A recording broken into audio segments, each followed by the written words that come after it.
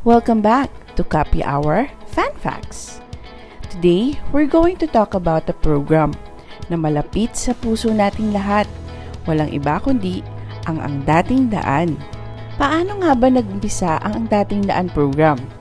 Paano nga ba ito nakarating sa ating mga magkakapatid? Tara, alamin natin. Magmula sa Jerusalem. Saan magmumula? Jerusalem. Hanggang saan makakarating? Hanggang Pilipinas. Paano makakarating? Patay na mga apostol. Sinulat. Eto ngayon. Meron ba tayong pag-asa? Wala. Eri nga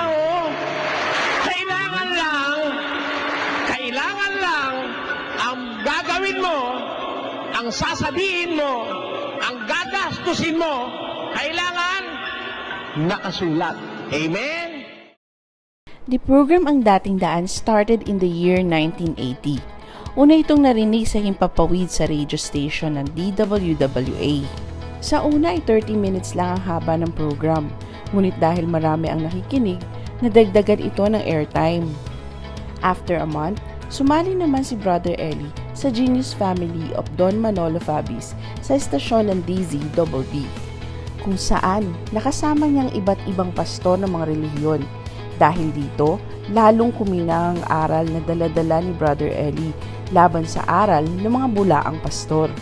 Taong 1983 naman, unang ipinalabas sa telebisyon ang programang Ang Dating Daan. Ito ay sa TV station ng IBC 13. Ang programa ay nagpasimula na 3 lamang ang nagpapatakbo. Si Brother Eli bilang host, si Brother Daniel bilang director, editor at cameraman, at si Sis Luz naman ang executive producer and researcher.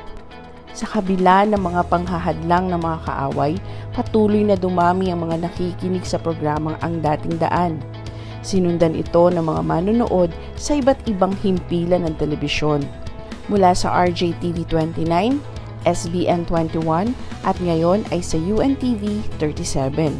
At ngayon sa tulong at awa ng Diyos, ang programang Ang Dating Daan ay napapanood at napapakinggan sa iba't ibang salin ng wika at nakakarating din across the globe 24 hours a day and 7 days a week via the internet and major satellites. Idagdag pa ang iba't ibang TV and radio station natin. Kaya naman, ang Dating Daan is now the longest running religious program at multi-awarded pa. Pero ang pinaka nakaka-proud ay ang mga buhay na binago ng programang ito at marami pang babaguhin at pabubutihin kung patuloy itong sisigaw sa bawat dako ng mundo. Kaya mga Kapians, halika na! Makibalikat na!